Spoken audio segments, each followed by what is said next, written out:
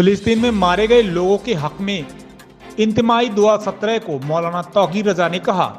उन्होंने कहा सभी खानकाहों को सजदार गान भी होंगे शामिल। वहीं फिलिस्तीन में हो रहे जुल्म में सऊदी अरब और यहूदी दोनों एक ही बराबर के मुजरिम। बता दें खबर बरेली से, जहां बरेली में आईएमसी प्रमुख मौलाना तौकीर रजा खान ने प्रेस वार्ता में ऐलान करते हुए कहा कि इजराइल द्वारा फिलिस्तीन में बेकसूर महिलाओं, बच्चों, बुजुर्गों को मारा जा रहा है। जुर्म की इंतहा हो गई है। इजराइल ने मस्जिद एवं अक्सा को भी अपने कब्जे में ले रखा है। इंसानियत में यकीन रखने वाले हर शख्स में बेचैनी है।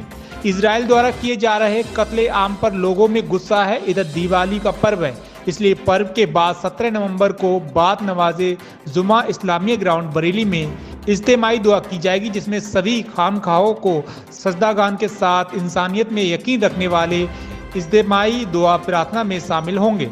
मौलाना ने कहा कि फिलिस्तीन में हो रहे जुल्म में यहूदी और सऊदी एक हो गए हैं। वहीं उन्होंने महिलाओं से अपील करते हुए कहा कि फिलिस्तीन में मारे गए लोगों के घरों में कुरान की तिलावत करें, कुरान खुआनी को एहतमाम करें।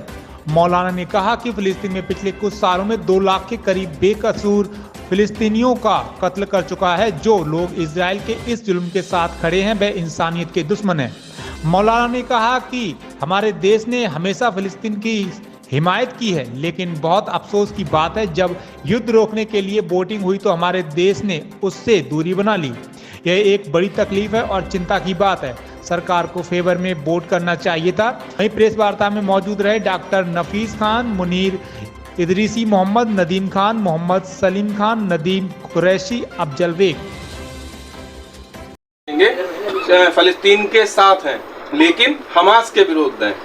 देखिए, एक बात यह है जी कि मेरा आज का ये जो प्रोग्राम है, मैं 17 तारीख के लिए मैंने बुलाया है और ये तमाम किस्म की सियासतों से ऊपर मेरा प्रोग्राम है। सिर्फ मानवता के नाम पर है, जुल्म और नाइंसाफ़ी के नाम पर है। लेकिन रहा सवाल नरेंद्र मोदी का, तो इतना गौर आप लोगों को भी करना चाहिए कि जो मीटिंग बुलाई गई थी युद्धबंदी के लिए, उसमें नरेंद्र मोदी को शरीक होना चाहिए था कि नहीं होना चाहिए था? उन्हें वहां जाके युद्धबंदी की बात करनी चाहिए थी कि नहीं करनी चाहिए थी? वो क्यों नहीं गए? उन्होंने युद्धबंदी की बात क्यों नहीं की? भारत तो हमेशा शांति की अपील करता रहा। तो शांति की अपील करने वहां बैठक बुलाई गई थी, आपको जाना चाहिए था, शांति की अपील करनी चाहिए थी। आपने वहां ना जाकर ये साबित किया है कि आपको शांति में विश्वास नहीं है, आपका बेईमानी और जुल्म और ज्यादती में विश्वास है। इजराइल का अमेरिका समर्थन कर रहा है और तमाम देश समर्थन। इजराइल का अमेरिका समर्थन नहीं कर रहा है। अमेरिका मजबूर है इजराइल के आगे। अमेरिका में फिलिस्तीन समर्थन में कितने एहतजाज किए जा रहे हैं, लाखों की भीड़ जमा हो रही है और उसमें यहूदी लॉबी भी शामिल है। यहूदी हजरात भी उसमें शामिल है कि ये नाइंसाफी और ये बेईमानी बंद होनी चाहिए। मैं ये कहता हूं, जहां यहूदी खड़ा है फिलिस्तीन के साथ, वहां सऊदी फिलिस्तीन के साथ क्यों नहीं खड़ा है? मैं पहले भी ये बात कह चुका हूं, आज भी ये बात कह रहा हूं, यहूदी और सऊदी दोनों एक हैं। हमें इन दोनों पर किसी किस्म का कोई भरोसा नहीं है। सऊदी ने भी हमारे साथ गद्दारी की है और यहूदी ने फिलिस्तीनियों के साथ गद्दारी की है। करना भी ज़रूरी समझता हूं कि मैंने जो प्रोग्राम 29 तारीख को दिल्ली में रखा था, सेव कॉन्स्टिट्यूशन मिशन के तहत, हमारे उस प्रोग्राम से जब तक उन्हें ये महसूस हुआ कि प्रोग्राम खालिस मुसलमानों का होगा और चूँकि तौकीर रजा खां बुला रहे हैं तो मुसलमान ही आएंगे, तो उन्हें लगा कि मुसलमान जमा होंगे, भीड़ जमा होगी मुसलमानों की, और ये भीड़ दिखाकर हम मुसलमानों के ख़िलाफ़ नफ़रतें पैदा कर सकते हैं। तो हमें परमिशन भी दी गई, हमें वक्त भी दिया गया, हम पर कोई एतराज़ भी नहीं किया गया। हमने लाखों रुपया खर्च किया, मेहनत की और हमने एक माहौल बनाया।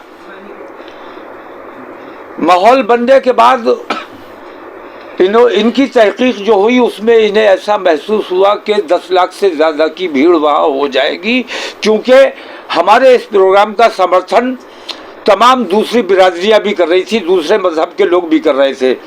उसमें SC, ST, OBC और तमाम माइनॉरिटीज, उन सब का समर्थन हमें मिल रहा था। तो इनको ये महसूस हुआ कि जब तमाम लोग जमा होंगे तो जो वो फ़ायदा उठाना चाहते वो नहीं उठा सकेंगे। इसलिए हमें कोई बिला पूर्व सूचना दिए उन्होंने अचानक हमारे प्रोग्राम की परमिशन रद्द कर दी। हाई कोर्ट से हमने दरख्वास्त की, हाई कोर्ट ने पुलिस की गलत रवैये की वजह से पुलिस ने रिपोर्ट जल्दी नहीं दी, तो हाई कोर्ट ने ये कहा कि अब वक्त कम है, त्योहारों का वक्त है, इस वक्त दिवाली के बाद आप फ्रेश एप्लीकेशन दीजिए और नए सिरे से प्रोग्राम कीजिए। तो दिवाली के बाद इंशाल्लाह दिल्ली का प्रोग्राम, बरेली के बाद हम दिल्ली में अपना रामलीला ग्राउंड में जो प्रोग्राम पहले तय था वो प्रोग्राम दोबारा करने जा रहे हैं। मैं कहना ये चाह रहा हूँ कि मेरी परमिशन रद्द इसलिए की गई कि उन्हें लगा कि सांप्रदायिकता फैलने का अंदेशा है, जबकि मेरे प्रोग्राम में तमाम लोग शरीक हो रहे थे।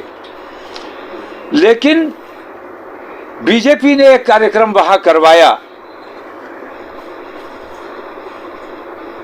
पसमानदा समाज के जरिए उन्होंने एक प्रोग्राम करवाया और वो मुसलमानों का प्रोग्राम था। तब उन्हें सांप्रदायिकता का कोई अंदेशा नहीं हुआ क्योंकि सिर्फ मुसलमान दिखावा कर रहा था।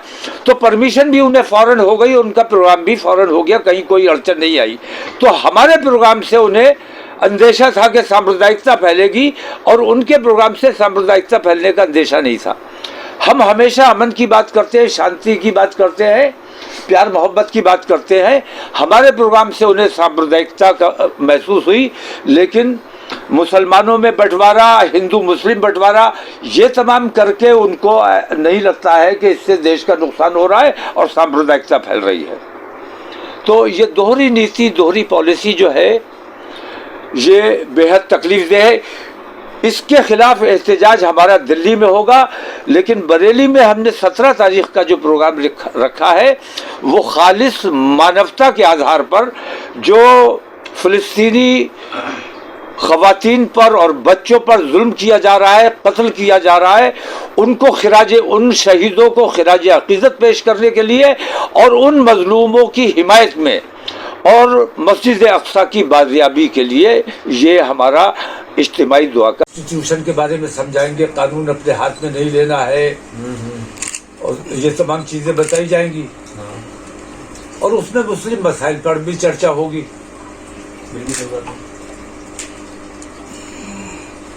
तो जब तक उन